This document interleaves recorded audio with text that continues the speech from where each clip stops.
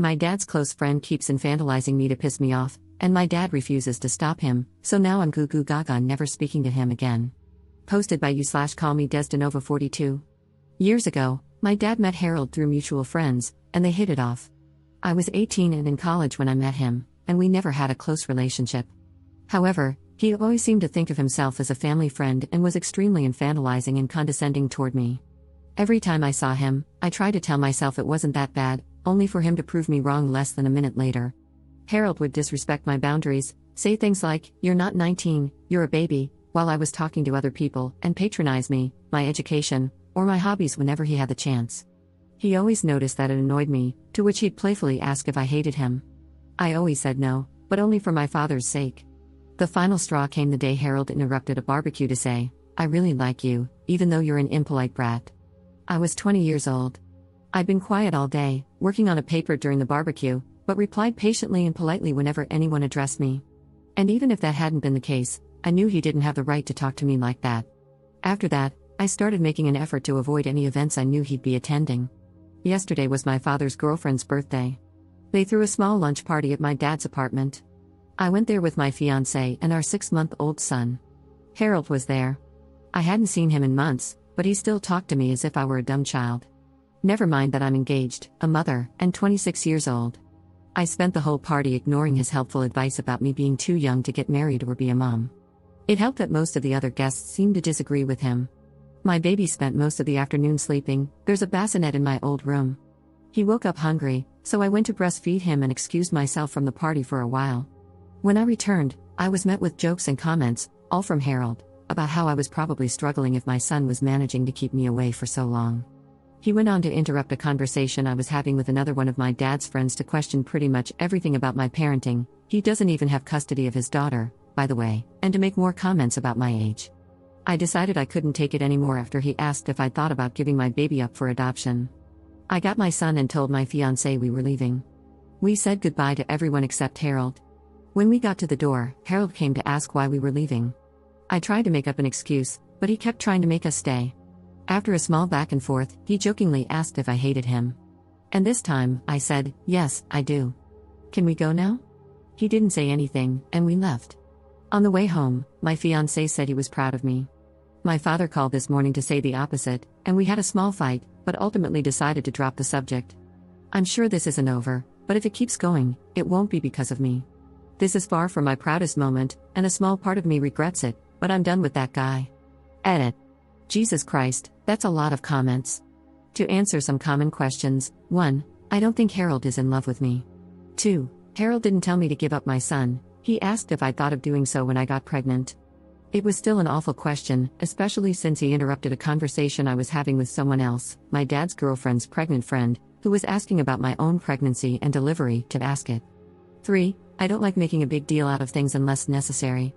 If I'm uncomfortable, I leave. If I don't like someone, I avoid them. It's usually less stressful. 4. The fight between my father and me ended when I told him about the adoption comment. I don't think he understands that's not the only reason I left, but it was definitely the final straw. 5. I really don't need my father to stop being friends with Harold. He's a grown man capable of making his own crappy decisions. 6. I never told my dad I hated Harold because I never thought I had to like him in the first place. He's my father's friend, not mine. And I've been distancing myself from Harold since I was 20, meaning I haven't seen him much in the last 6 years. 7. My fiancé was on the other side of the room and wasn't listening to Harold's comments. I filled him in when we got to the car. He's 100% on my side. Update 8 days later. Hey guys, I wasn't going to write an update, but I just got some free time, so I figured I'd fill you in. I'll start by addressing the very frequent assumption that Harold has feelings for me. I really don't think that's the case. His comments always came across as annoying and condescending, but never intimate. That said, your comments scared the hell out of me. And the fact that the general consensus was screw Harold was weirdly heartwarming. I also want to add that, while I did regret what I said a little, I never doubted I'd done the right thing. I think most of my regret came from realizing that my 8 years of keeping the peace were over. It took some time for the relief to sink in. Truth be told, I've been wanting to do this since the barbecue incident, which was when I went from "I don't like that guy" to "I can't stand that guy." My father called Harold the day after I made my previous post. When confronted about the adoption comment, Harold tried to twist it as him being genuinely concerned about me becoming a mom so soon and claimed that he didn't think I knew what I was doing. He did apologize to my father, but I don't buy any of that. The next day, my dad told me about the call. He said I should forgive Harold for what he thought was an honest misunderstanding. He also told me I should apologize too, since I'd overreacted by telling Harold I hated him for such a small reason. Many of Harold's past comments were made with my father nearby. They often happened in the middle of conversations with other people, so he'd be too distracted to notice. Even when he was present, he usually didn't register them. My dad doesn't pay enough attention to anything that doesn't either concern or anger him, and he'll likely forget it until something else upsets him later. He's like a roided-up goldfish.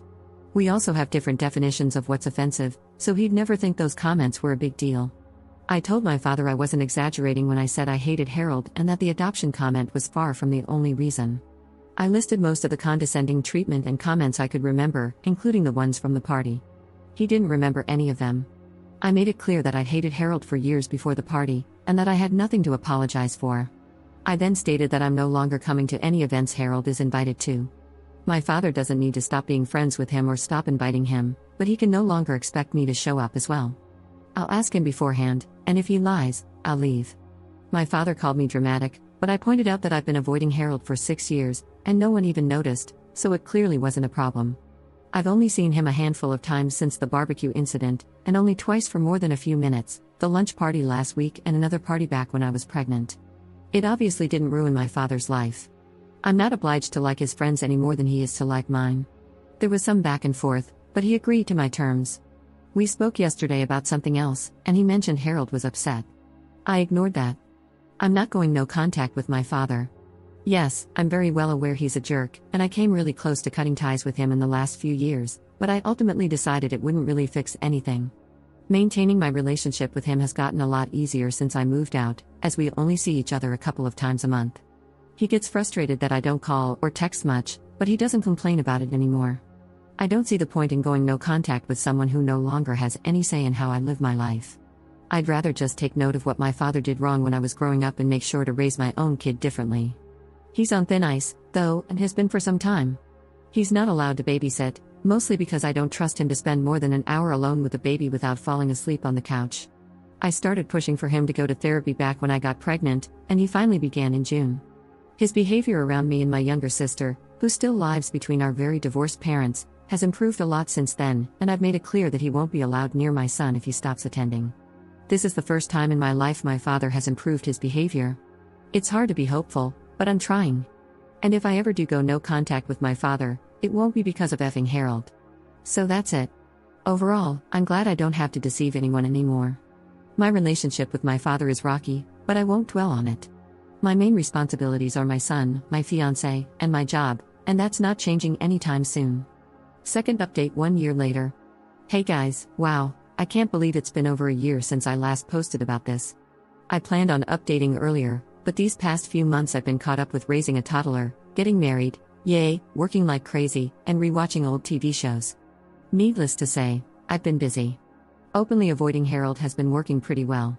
My father has been respecting my boundaries. Whenever he invites me and my husband over for lunch or dinner, I ask who else will be there. If Harold's coming, he tells me. He hasn't lied so far, and doesn't usually insist when I tell him I'm not coming. Since my last post, I've only seen Harold once, at my dad's birthday party a few months ago. Yes, I knew he'd be there. My father promised he'd tell him not to talk to me. Also, some of my father's friends' kids, most of whom I used to babysit, would be there. I hadn't seen them in a while, and I love them more than I hate Harold. I ended up spending most of the party with my son and the kids. Harold didn't talk to me at all, so I guess my father was true to his word. My husband and I did catch him staring at us a couple of times, but I decided to ignore it. I caught my husband staring back once, and the walking marshmallow I married actually managed to look threatening. I love this man. You know who did talk to me? Harold's girlfriend. Yes, he has one now. She interacted with me twice. First, she came over to coo over my son before making a comment about how he needed a haircut. Ha ha ha, I already hate you. Later, she approached me and said, "You're shy, aren't you?" I said no, and she laughed and said, "Yeah, you're shy." She said all that in the same tone one would use to talk to a 6-year-old. I managed to keep my expression neutral. Otherwise, I would have told her I'm not shy, I just chose to spend the whole party with the kids because they were better company than her and her annoying boyfriend. So yeah, based on both my interactions with her, Harold's girlfriend is insufferable. In other words, they're perfect for each other. I don't have much else to add.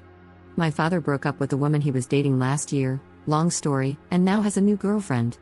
She's neither annoying nor psychotic, and I actually really like her. They won't last a year. My relationship with my father is still not perfect, but it has improved. He's actually started apologizing to me a lot more. I don't know whether it's the therapy or the fact that motherhood has apparently made me terrifying, but I'll take it. And credit where it's due, he's a very good grandfather. I'm also glad my father is respecting this Harold boundary. I very much don't want that man in my life. Honestly, I'm pretty satisfied right now. My little boy is thriving. Part of me really misses the baby stage, but I grow prouder every day. Getting to know my kid has been fantastic,